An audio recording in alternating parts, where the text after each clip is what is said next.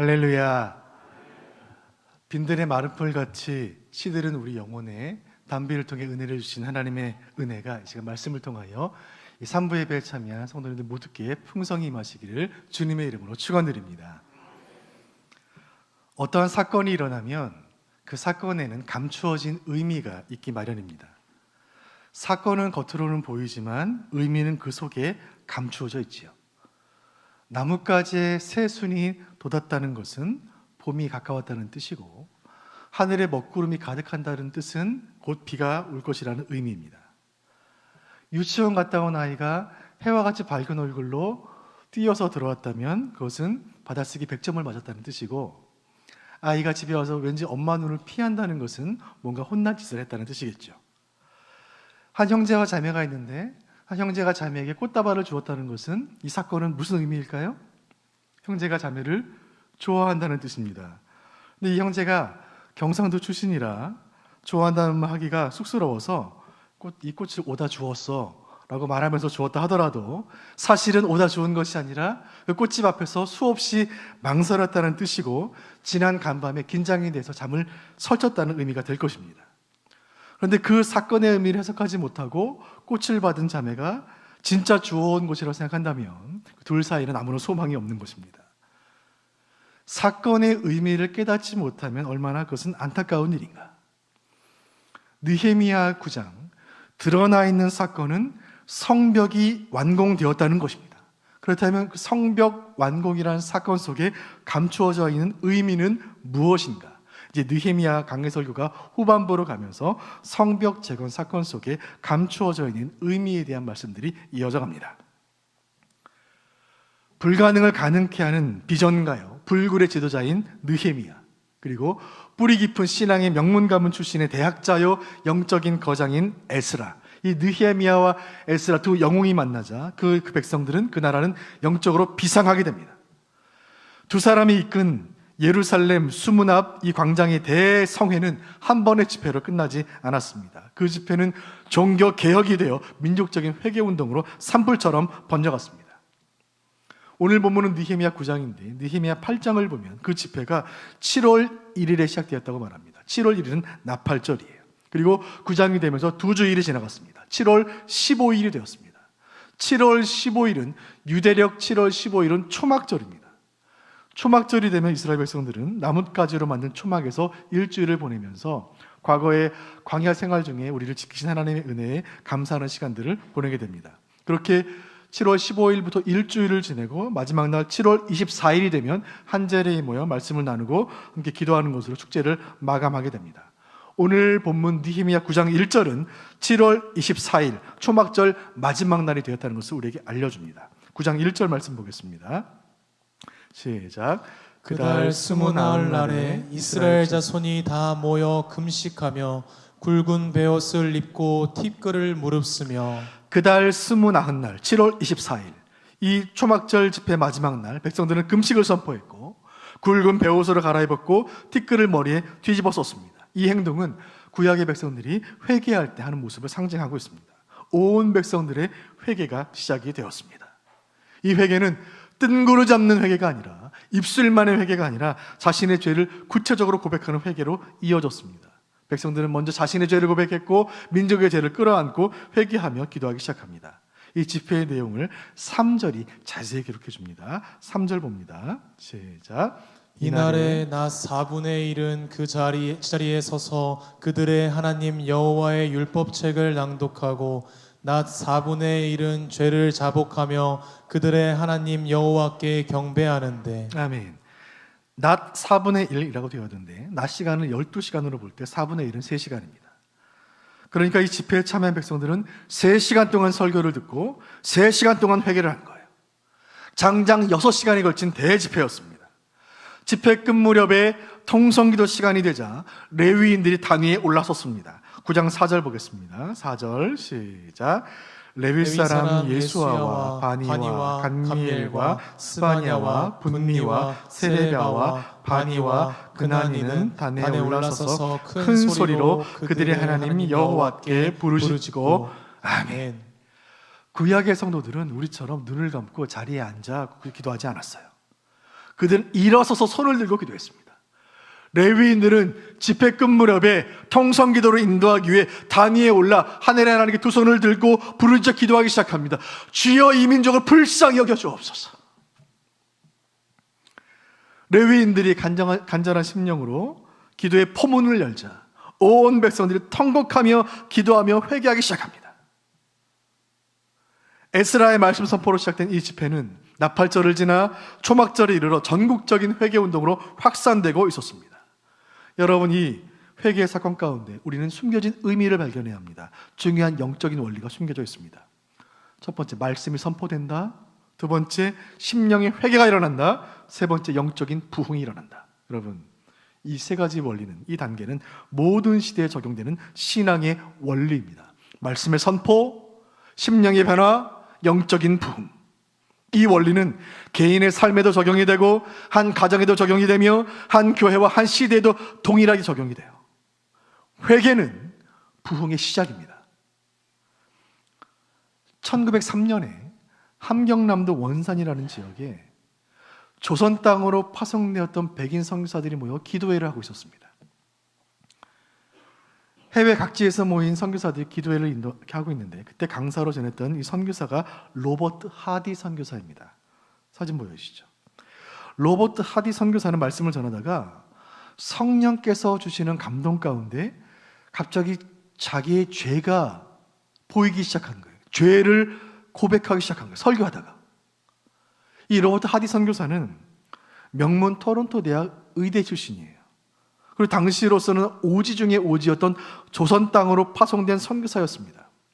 그는 조선 땅에 와서 겉으로 표현하지는 않았지만 자신의 내면 속에 숨겨져 있는 학력에 대한 교만, 신분에 대한 교만, 백인으로서의 영적인 우월감, 그리고 선교 대상자인 조선 사람들에 대한 인종차별로 그 마음에 가득했고 그날 성령께서 바로 그것을 지적하신 거예요. 영국인 백인 선교사가 선교 대상자인 조선 사람들 앞에서 죄를 고백한다는 것은 성령의 역사가 아니고서는 불가능한 일이었습니다. 선교사는 훗날 그때 그 느낌을 기록하기를 고통스럽고 굴욕적인 경험이었다라고 기록해요. 쉬운 일이 아니었지만 성령께서 깨닫게 하시고 말하게 하시는 것을 거부할 수가 없었습니다. 이 선교사의 회개의 고백은 기름가마니에 던져진 불씨와도 같았습니다. 그날 그 집회에 참여한 모든 사람들이 같이 회개하기 시작한 거예요. 회개하면서 심령에 큰 부흥이 임하기 시작합니다. 심령에 큰 부흥이 임했다는 뜻으로 그 집회를 부흥회라고 부르기 시작했고 1904년에 이 용어가 처음 시작이 되었습니다. 그리고 이 부흥의 열기는 전국으로 퍼져나갔고 그 결과 3년 뒤에 1907년 평양에서 폭발적인 부흥과 큰 회개의 대역사가 나타났으니 이 사건을 세계 기독교 역사는 평양 대부흥운동이라고 부릅니다. 2000년 기독교의 선교 역사에 빛나는 이 위대한 부흥의 출발은 회개에 있었습니다. 여러분, 우리는 왜 회개해야 할까요?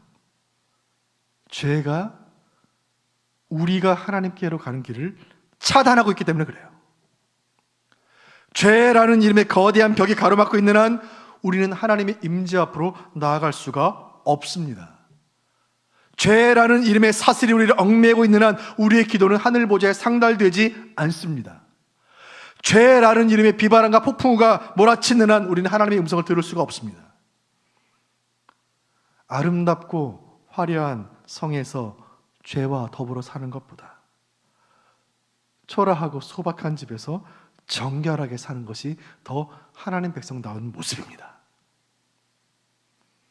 오늘 느헤미야 9장 BC 443년 7월 24일 초막절 절기 마지막 날 유다의 모든 백성들로 하여금 통곡하는 눈물과 가슴치는 회개를 통하여 불순종의 역사를 청산하고 순종의 역사로 나아가게 한 이 사건은 진정한 부흥의 시작인 줄로 믿으시길 바랍니다. 여러분, 이 사건 가운데 우리가 주목해야 할 것이 있습니다. 오늘 이 부흥 집회에서 유다 백성들이 통곡하며 가슴을 치며 옷을 찢으며 회개한 그 내용이 무엇인가? 무엇을 회개했는가? 그들이 하나님 앞에 지었던 모든 죄의 본질은 무엇인가? 성경은 말합니다. 그것은 불순종이다. 오늘 느헤미야 9장 대부흥의 시작이 된 그 회개 현장을 통하여 불순종의 자리에서 떠나 순종으로 나아가길 원하시는 주님의 음성을 우리가 듣게 되는 것입니다. 불순종을 떠나 순종으로 나아가라. 그 일을 위해 우리가 해야 할 것 세 가지를 말씀을 통해 살펴보기를 원합니다. 첫 번째, 불순종을 떠나 순종으로 가기 위한 첫 번째, 그것은 교만을 떠나 겸손으로 가야 한다는 것입니다. 같이 한번 읽어보겠습니다. 시작. 교만을 떠나 겸손으로. 이 집회에서 기도를 인도했던 레위인들의 회개 기도는 이스라엘의 지나간 역사를 되돌아보고 있었습니다.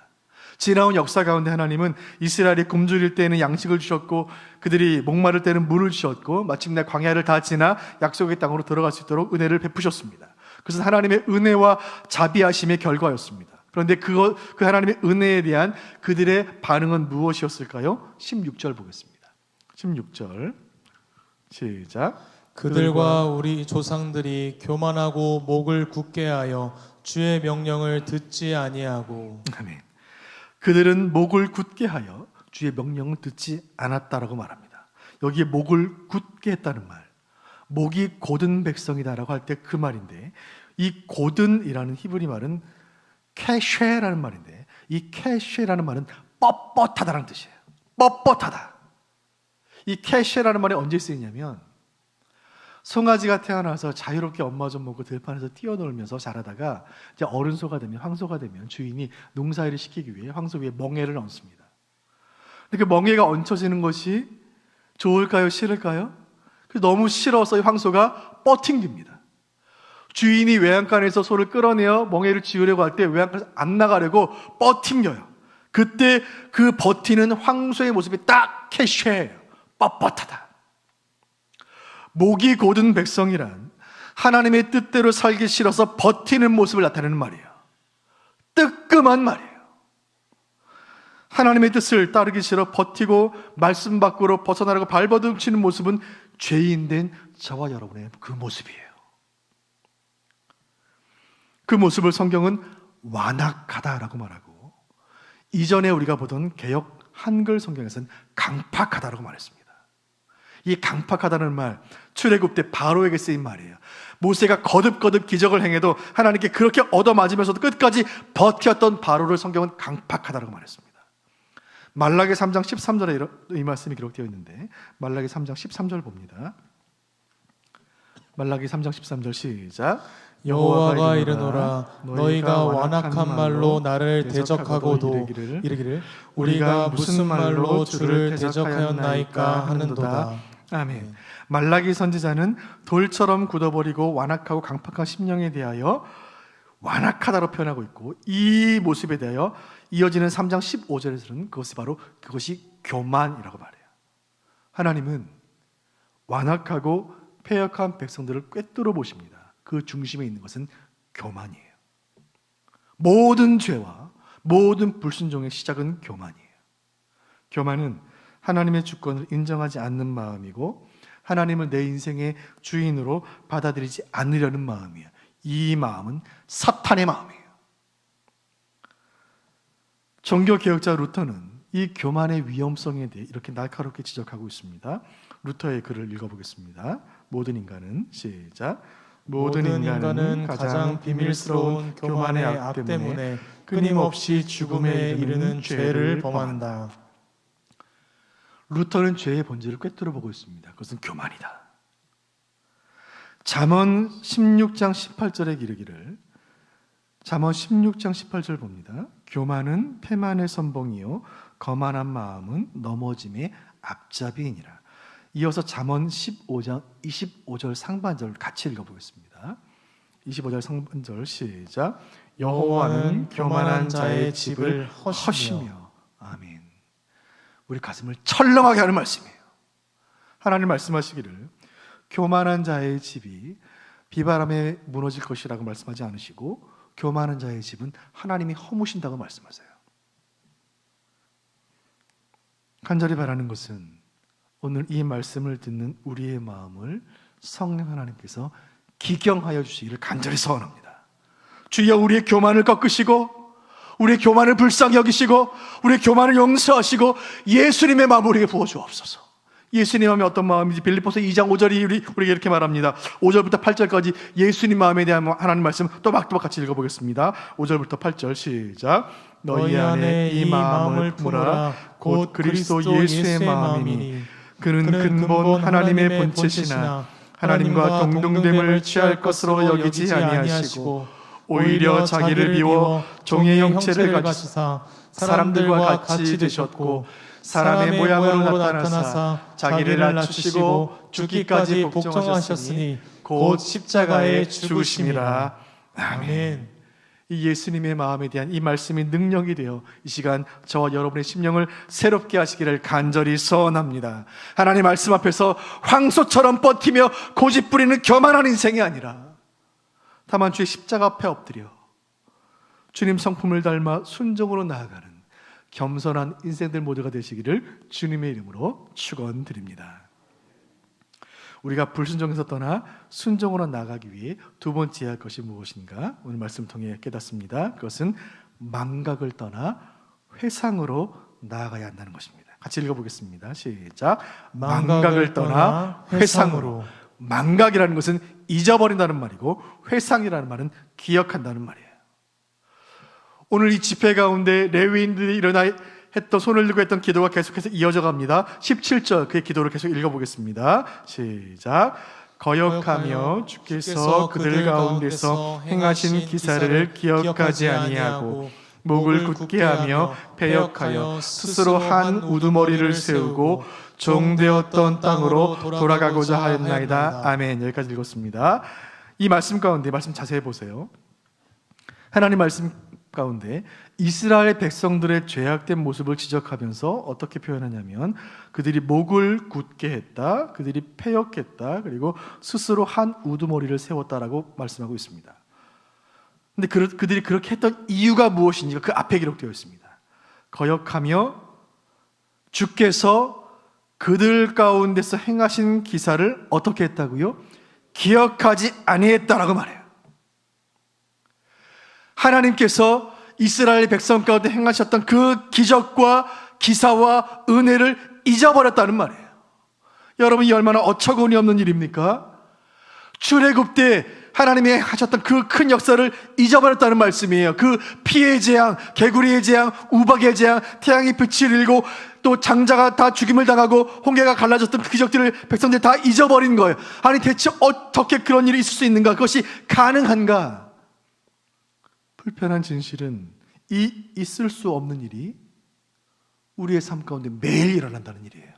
여러분, 저와 여러분은 얼마나 자주 하나님의 은혜를 잊어버리고 살고 있습니까? 우리를 저 죄악된 도성, 저 애굽 땅과 같은 사망의 권세, 지옥의 권세로부터 나를 구원하신 그 은혜, 나를 저 저주와 죄와 형벌 속에서 영원히 죽어야 할 나를 살리신 그 기적 같은 은혜를 우리는 얼마나 자주 잊어버리고 살고 있습니까? 주께서 행하신 기사를 잊어버린 그 이스라엘 백성들의 모습은 구원의 감격을 잊어버리고 사는 저와 여러분의 모습은 아닌가요? 사랑하는 여러분, 하나님의 은혜를 잊어버리는 순간 우리는 세상 속에서 나그네가 되는 거예요. 떠돌이가 되는 거예요. 이것이 광야 40년 삶이 우리에게 주는 뼈아픈 교훈이에요. 우리가 어디서 왔는지 어디로 가는지를 망각하는 순간 우리는 세상 가운데 떠돌이가 되는 거예요. 우리는 하나님의 백성이고 이 땅을 하나님 지으셨고 우리는 이 땅에서 해야 할 일이 있고 우리는 세상에서 구별된 백성으로 살다가 이 땅의 삶을 마치면 하나님이 허락하신 땅, 저 천국으로 들어가게 될 줄로 믿으시길 바랍니다. 그 이 사실을 우리는 믿기 때문에, 천국 백성이라는 사실을 믿기 때문에 우리 이 땅을 살면서 예수 믿으면서 신앙생활하면서 참고 인내하고 양보하고 절제하면서도 날마다 기쁘고 날마다 신나는 삶을 사는 거예요. 그런데 그 사실을 잊어버리는 순간, 하나님 잊어버리고 우리가 누구 백성인지 잊어버리고 우리가 이 땅에 왜 왔는지를 잊어버리는 순간 우리는 세상의 떠돌이가 되어 가장 불쌍한 존재가 되는 거예요. 하나님 이 시간 우리를 향하여 이렇게 말씀하십니다. 받은 은혜를 잊어버리지 마라. 그 은혜를 기억하라. 하나님 별들의 주인 되시며 역사의 주관자이시며 내 인생의 주인과 구주이신 것을 한시도 잊지 말라. 성령께서 우리에게 말씀하고 계십니다. 이 말씀 받은 우리가 하나님 나에게 베푸신 은혜를 이 시간 말씀을 통하여 기억하고 하나님 내게 베푸실 은혜를 기대할 때 우리는 불순종의 자리에서 벌떡 일어나 순종의 자리로 나아가게 될 줄로 믿으시기를 바랍니다.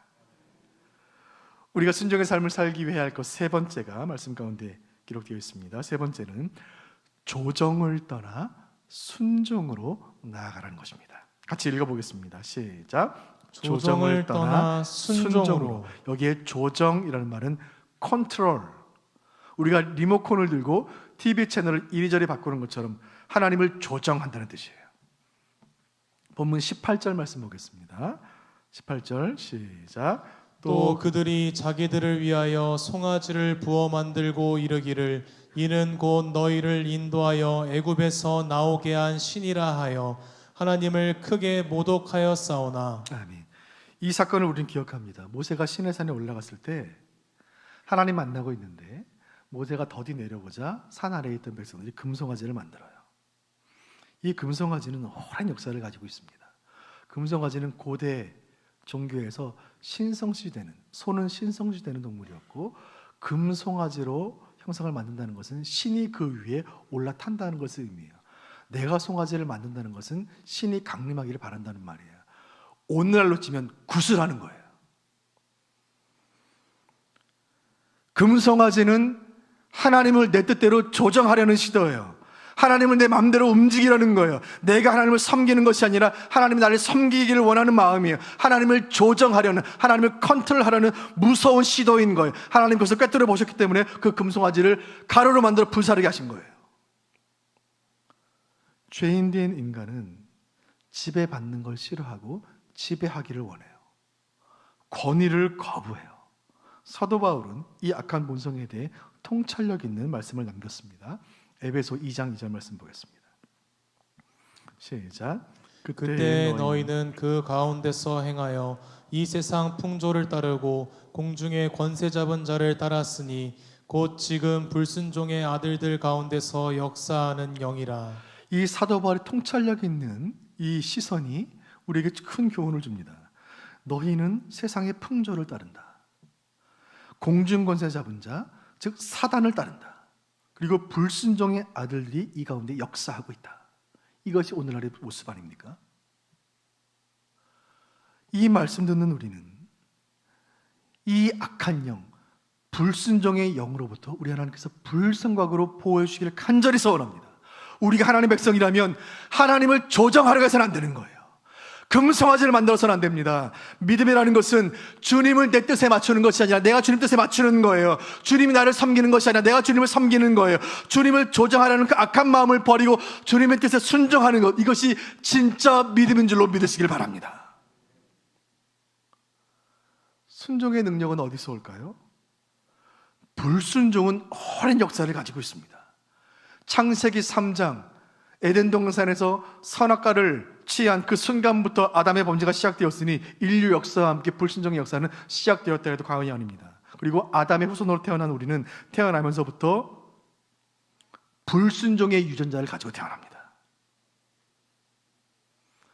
예수 믿고 오랫동안 교회를 다니고 신앙생활을 한 오랜 신앙인들에게서 나타나는 증세는 선택적 순종이에요.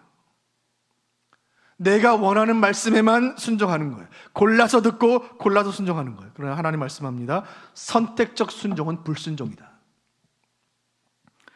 마태복음 13장을 보면 예수님께서 가라지 비유를 통해 이런 말씀하셨습니다. 사람들이 잘 때 원수 마귀가 와서 그 곡식밭에 가라지를 뿌리고 갔다. 불순종의 영들이 이 세상에 가라지를 뿌려 놓았습니다.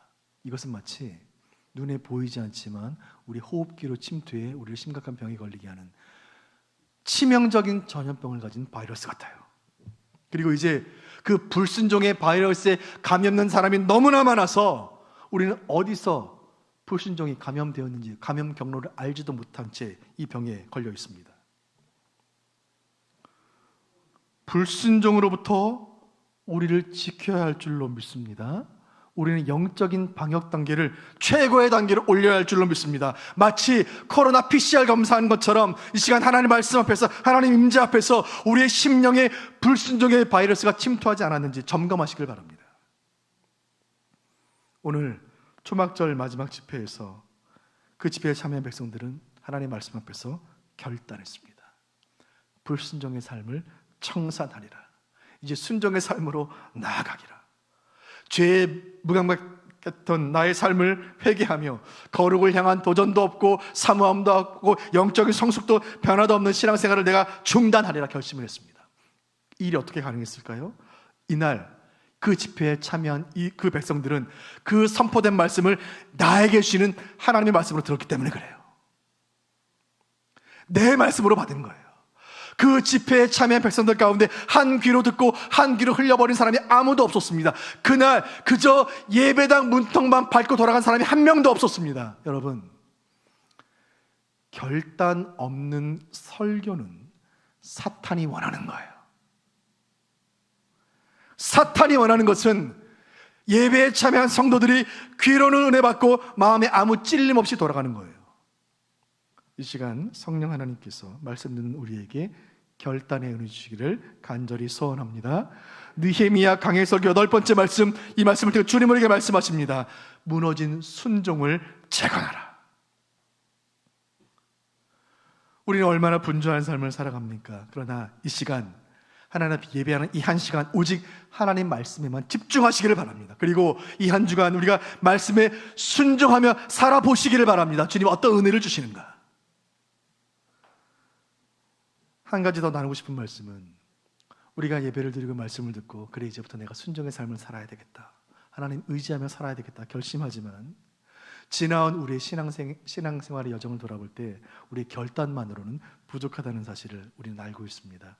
순종의 삶을 위하여 반드시 꼭 필요한 한 가지가 더 있습니다. 그것이 무엇일까요? 31절 말씀에 그 해답이 들어있습니다. 본문 31절 같이 보겠습니다. 시작. 주의 크신 긍휼로 그들을 아주 멸하지 아니하시며 버리지도 아니하셨사오니 주는 은혜로우시고 불쌍히 여기시는 하나님이심이니이다. 아멘. 여러분 볼펜이 있으시거든 이 말씀 가운데 긍휼이라는 말에 동그라미를 치시고 은혜라는 말에 동그라미를 치시기 바랍니다. 그리고 한 주간 동안 이 말씀 묵상하시길 바랍니다.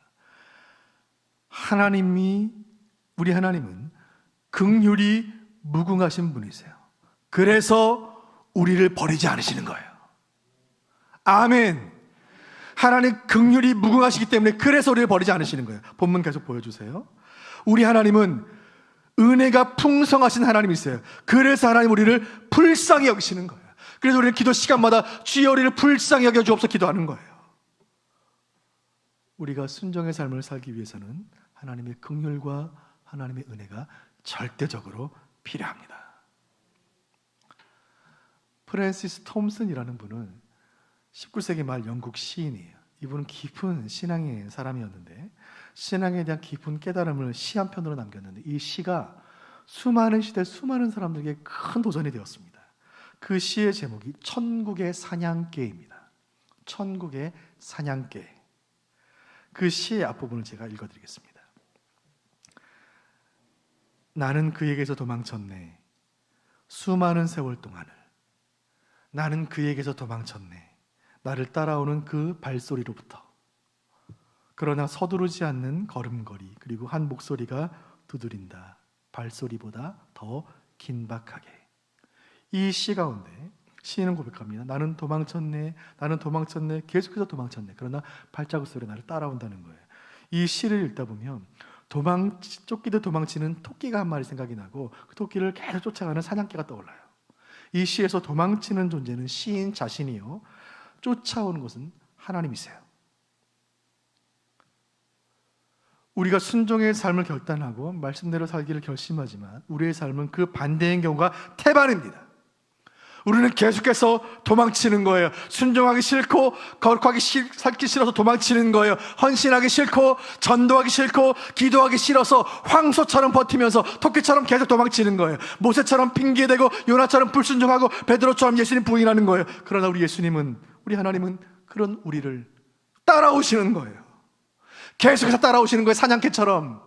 마치 밥 안 먹고 학교 가는 아이, 국에 말아서 밥 먹이를 쫓아오는 엄마처럼, 공부하기 싫어서 학교 안 간 아이, 집까지 찾아와서 공부를 가르쳐주는 선생님처럼, 주사 맞기 싫은 아이 따라오면서 주사 놔주는 의사 선생님처럼 주님은 도망치는 우리를 따라오십니다. 이 천국의 사냥개라는 시를 읽고 큰 도전을 받은 사람 가운데 존 스토트라는 분이 계시는데, 존 스토트 목사님은 기독교 2000년 역사에 빛나는 기둥 같은 지도자예요. 존 스토트가 이 시를 읽고 이런 글을 남겼습니다. 그 글을 함께 읽어보겠습니다. 같이 읽겠습니다. 시작. 제가 그리스도인이 된 이유는 궁극적으로 제 부모나 스승의 영향도 아니고 그리스도에 대한 저 자신의 결단 때문인 것도 아니며 바로 천국의 사냥개 때문입니다. 즉 제가 원하는 길로 가고자 도망할 때조차도 끈질기게 저를 쫓아오신 예수 그리스도 그분 때문인 것입니다. 아멘. 이 위대한 기독교의 큰 스승이 이렇게 겸손히 고백해요. 내가 그리스도인이 된 이유는 부모 때문도 아니고 스승 때문도 아니고 나의 결심 때문도 아니고 천국의 사냥개이신 주님 때문입니다. 나는 계속해서 주님 부인하고 주님 떠나고 주님 마음 아프겠지만 끝까지 나를 따라오셔서 은혜를 베푸시는 주님 때문에 제가 이 자리에 있는 것입니다. 그리고 이 글에 덧붙여 말하기를 이렇게 이야기했습니다. 천국의 사냥개이신 그분이 저를 추적하지 않으셨다면 오늘날 저는 헛되고 버림받은 인생의 쓰레기 더미 가운데 있었을 것입니다. 사랑하는 여러분, 우리는 계속해서 도망치지만 마치 천국의 사냥개와 같이 우리 하나님께서 우리를 따라오시며 포기하지 않으시며 우리에게 은혜를 베푸시는 줄로 믿으시기를 바랍니다. 그 은혜 때문에 부족한 우리가 이만큼 사는 것이고 그 은혜 때문에 연약한 우리가 이만큼 믿는 것입니다. 오늘 말씀을 통하여 우리의 신비에 새겨야 할 교훈이, 마지막 교훈이 여기 있습니다. 같이 읽어보겠습니다. 시작. 하나님의 은혜는 우리의 죄보다 더 크다. 아멘이십니까? 하나님의 은혜는 우리의 죄보다 더 큰 줄로 믿으시기를 바랍니다. 하나님은 죄 지은 백성에게 은혜를 베푸십니다. 하나님은 반역하는 백성에게 끝까지 인내하십니다. 하나님은 신실하지 않은 백성들에게 신실하십니다. 여러분, 저와 여러분이 지옥 가야 할 이유는 수없이 많이 있습니다. 그러나 저와 여러분이 천국 갈 수 있는 이유는 딱 하나입니다. 그것은 하나님의 은혜입니다. 우리가 붙들어야 할 소망의 말씀, 하나님은 은혜로우시며 노하기를 더디하시며 인자와 긍휼이 무궁하시도다. 우리가 인생 살면서 심각한 실패를 경험하고 영적으로 심각한 죄를 지어서 이제 다 끝났다, 내 인생 끝이다, 내 믿음 끝이다 생각하는 그 순간에도 우리 하나님 여전히 은혜와 자비를 베푸신다는 사실을 믿으시기를 바랍니다. 포기하지 마시기를 바랍니다. 이 한 주간 우리의 무너진 순종을 재건하여 순종의 기쁨과 순종의 능력을 체험하는 여러분 되시기를 주님의 이름으로 축원드립니다. 찬송가 461장